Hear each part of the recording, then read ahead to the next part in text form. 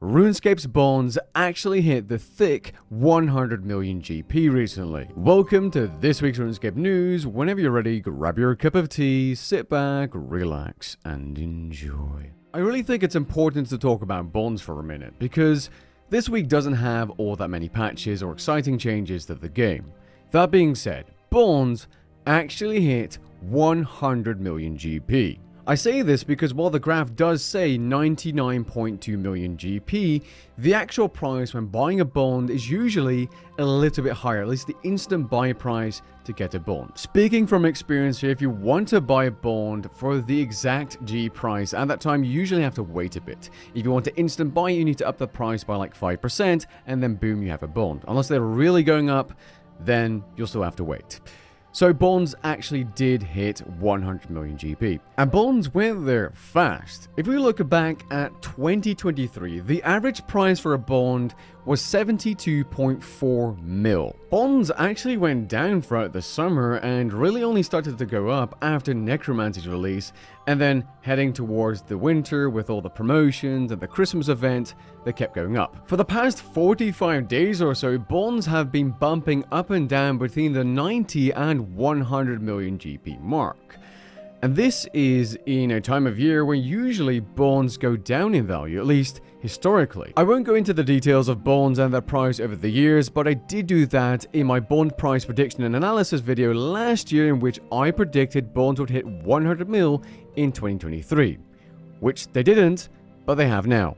If you're interested in a video going over the price of bonds since their introduction, check it out, linked below. But it's pretty crazy to think that bonds are literally more than triple the average value of what they were in 2021, which is less than 3 years ago. It doesn't even feel like 2021 was all that long ago. I mean, this is, the amount of buying power you can have for your money now if you're buying bonds to sell for GP is crazy. Or if you look at it from the player's perspective, the amount of money each rune coin or treasure hunter key costs if you're buying them with bonds you're buying with GP is insane.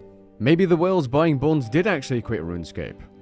I'm only partially kidding here, of course, because this will have a variety of different causes. I wonder if bonds would hit like 150 mil this year. That would be something.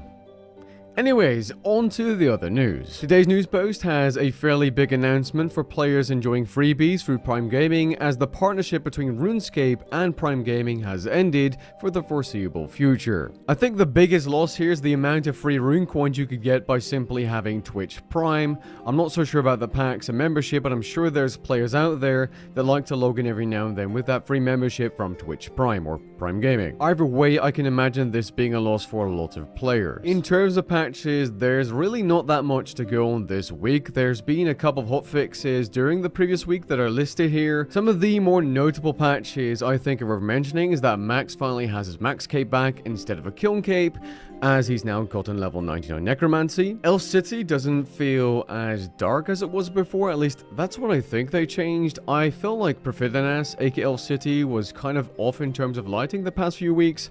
Not sure when or where that exactly happened, but it feels better now. Quest requirements were moved and smoothed out recently, and this week sees some more adjustments to the previously added update. The Defender of Varrock Dimension of Disaster quest now has level 43 magic as a requirement instead of 59. Pure should now be able to complete the Between a Rock quest, as the level 30 defense requirement has been removed. And the Grandmaster quest while Gothic sleeps only requires level 40 defense now instead of 65. I feel like this was fixed in the past, but whatever issue this was that prevented you from charging the pads in the Zamorak boss fight has now been fixed. The mini bosses in the Desert Slayer dungeon mini quest now have more HP, deal more damage, and have been improved in general. The recently added freedom animation now no longer appears on the floor, as it has been elevated. And for players that enjoy farming Barrow Jars of the 6, the intense camera shaking after killing the boss and trying to escape the tunnel is greatly reduced, saving you from any motion sickness. Coming Wednesday, there is what I presume to be an Easter event sneak peek livestream, which, if that is the case,